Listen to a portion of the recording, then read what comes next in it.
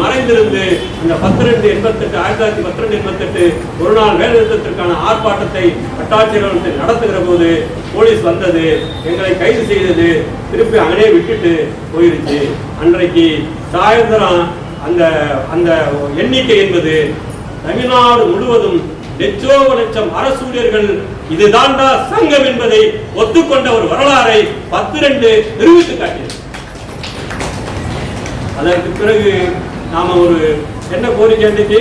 ஒரே கோரிக்கை, மத்திய அரசுக்கு இணையான ஊதிய வேணும். இன்னைக்கு ஏதாவது தெரியுமா? இன்னைக்கு என்ன கோரிக்கை வச்சிருக்கோம்னு இன்னைக்கு வந்திருக்கிற புதிதாக வந்திருக்கிற சிபிஎஸ் தோழர்களுக்கு தெரியுமா? சிபிஎஸ் ரத்து பண்ணணும். ஆனால் நம்ம கடந்து வந்திருக்கிற அந்த பாதையை யாருக்காவது தெரியுமா?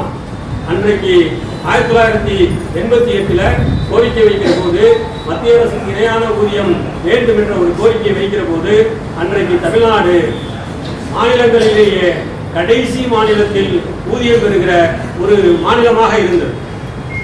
அதற்கு பின்னாலே ஒரு 31 நாள் ஒரு வீரஞ்செறிந்த போராட்டத்தை நடத்தி அந்த போராட்டத்தின் மூலமாக நாம் அன்றைக்கு 1988 எந்த சர்க்காரும் இல்லை, கவர்னர் அலெக்சாண்டர் அந்த போராட்டத்தை நாம் நடத்துறோம். 31 நாள் போராட்டம். எல்லா தலைவர்களையும் அரெஸ்ட் பண்ணியாச்சு. முதல்நிலை தலைவர்கள் எம்.ஆர். அப்பன் உட்பட எல்லாரையும் அரெஸ்ட் பண்ணியாச்சு. கங்காதரன் எல்லாம் அரெஸ்ட் பண்ணியாச்சு. அன்றைக்கு அந்த முதல்நிலை தலைவர்களை கைது செய்துவிட்ட பிறகு இந்த போராட்டம் பிசுபிசுத்து போக போகுது என்று அரசாங்கம் நினைத்துக் கொண்டிருந்தது. ஆனால் ஒரே ஒரு கால் தான் தமிழகம் முழுவதும் வருகிறது. இந்த போராட்டத்தை வெற்றி பெற வைப்பதற்கு நாம் எல்லாம் சென்னையில் இருக்கக்கூடிய அந்த அண்ணா சாலையை முற்றுகையிட வேண்டும் என்ற ஒரு அறிவிப்போடு அரசு ஊழியர்களும் ஆசிரியர்களும் சாலை சாலையாக திரண்டு சென்னைக்கு சென்றார்கள். அரசாங்கம் என்ன பண்ணிச்சு? செங்கல்பட்டுல இறக்கி விட்டுருச்சு. எல்லாம் பஸ்ஸை பிடிச்சாங்க, எலக்ட்ரிக் ட்ரெயினை பிடிச்சு போயிட்டு இருக்காங்க. வேலை திருப்பி அனுப்பிடுச்சு.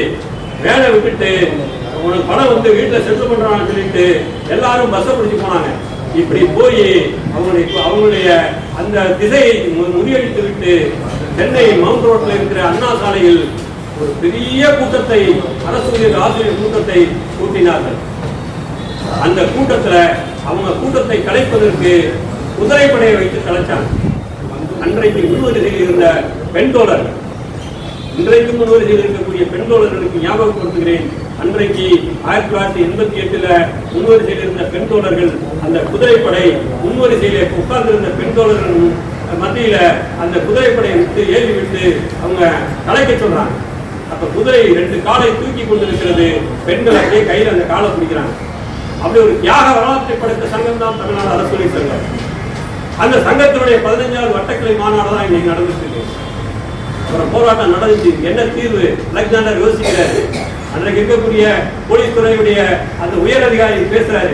என்னதான் பண்றது, இந்த கூட்டத்தை எப்படிதான் கிடைக்கிறது, வந்துகிட்டே இருக்க கூட்டம் அப்படின்னு சொல்லுகிற போதுதான் சிறையில் இருக்கக்கூடிய எங்களுடைய தலைவர்களை விடுதலை செய்யுங்க, அப்பதான் உங்களோட பேச்சுவார்த்தை வருவோம் அப்படின்னு சொன்னாங்க.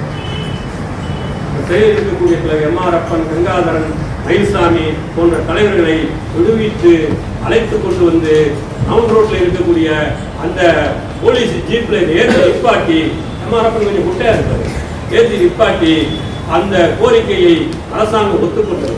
என்ன சொல்லிச்சு?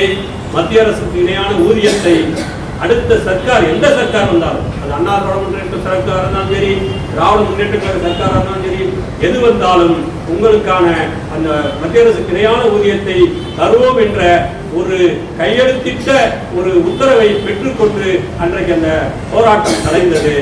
அதனால்தான் அதற்கு பின்னாடி வந்த 1989 வந்த கலைஞர் கருணாநிதி அவர்கள் தலைமையில் அமைந்த அந்த சர்க்கார் நம்மை அழைத்து மத்திய அரசுக்கு இணையான ஊதியத்தை கொடுத்தது. அதற்கு பிறகு